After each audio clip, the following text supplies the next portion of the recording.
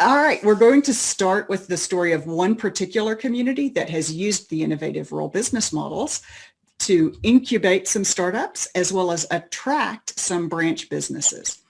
And this example comes from Tionesta, Pennsylvania, with a population of 483 people, not 483,000. So Tionesta actually lost an entire block of their downtown buildings, which they only had 3 blocks. So it was pretty dramatic in the impact on their downtown. So they spent 10 years trying to recruit a developer to rebuild the full-size buildings, redevelop that block. And after 10 years of getting laughed at by every developer in their neighborhood, they finally decided, the Industrial Development Board decided that they would try something on that empty lot, and they would try something tiny. So I'll show you what they tried. This is what they did. They put garden sheds, actual garden sheds, on that empty lot. And then they had a local carpenter dress them up with some 1800 style false fronts so that they would kind of harmonize with those existing downtown buildings. And board member Julia McCray, who is not related to me, told me that their total cost from dirt work to finish was about $40,000. And there was, much less than a traditional building redeveloped on the site. So they call this the Tionesta Market Village. People run their tiny businesses inside these sheds.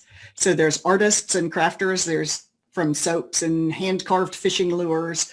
And there's foods like Amish jams and jellies all the way to barbecue.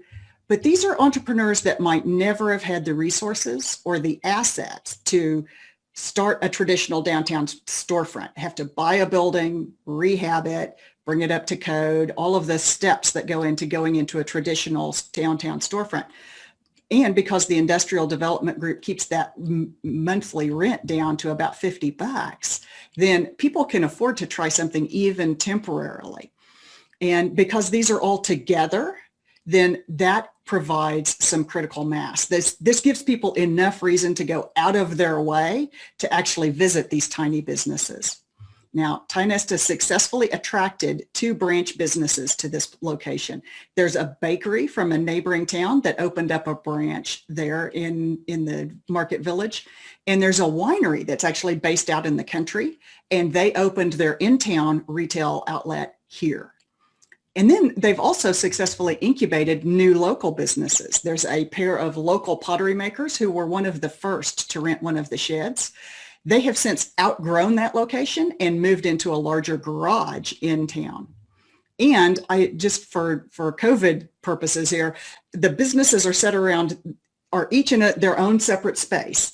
And then they're set around this big outdoor courtyard. So that provides some built-in social distancing, which I think is helpful. So what I want you to do is to pick up your pen and think, is there an empty lot in your town that you could add a few shed businesses to? So I want you to actually jot down a potential location right now.